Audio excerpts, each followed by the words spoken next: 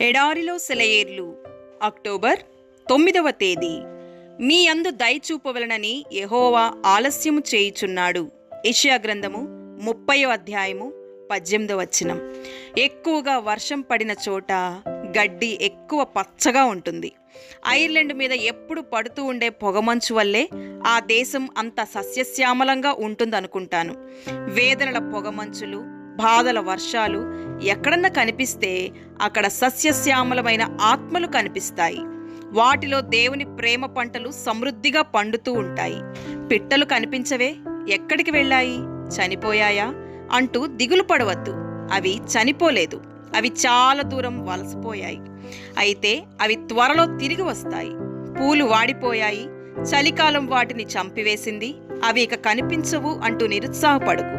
మంచు పడి అవి తాత్కాలికంగా కనిపించటం లేదు, వాటిని మంచు కప్పివేసింది. త్వరలో అవి తలలు పైకెత్తి కుసుమిస్తాయి. మబ్బులు అడ్డు వచ్చినప్పుడు సూర్యుడు కనిపించకుండా పోయాడని బాధపడకు.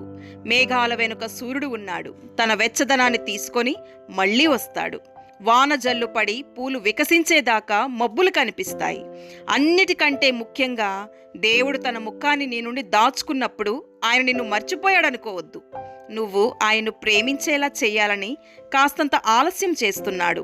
ఆయన వచ్చినప్పుడు ఆయనలో నువ్వు సంతోషిస్తావు, చెప్పలేని ఆనందంతో ఉల్లసిస్తావు. వేచి ఉండడం మన వ్యక్తిత్వానికి మెరుగుపెడుతుంది, మన విశ్వాసాన్ని పరీక్షిస్తుంది. కాబట్టి ఆశతో కనిపెట్టండి. వాగ్దానం నెరవేరడం ఆలస్యమైనా తగిన సమయానికే అది నిజమవుతుంది. శీతాకాలం ఏటేటా వస్తుంది, ప్రతి ఏటా వర్షం కురుస్తుంది. ఒకరోజు తప్పకుండా వస్తుంది. పక్షులన్నీ కూడి కోలాహలం చేస్తాయి, తరులు చిగురిస్తాయి, విరులు వింత రంగులతో వెలుగునీనుతాయి. పక్షులన్నీ కూడి కోలాహలం చేస్తాయి.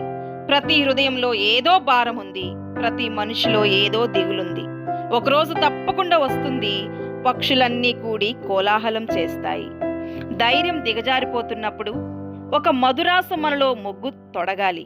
ఈ నిరాశ నిస్పృహల శీతల రాత్రులు గడిచిపోతాయి. పక్షులన్నీ కూడి కోలాహలం చేస్తాయి. దేవుడి మాటలను దీవించునుగాక. ఆమేన్.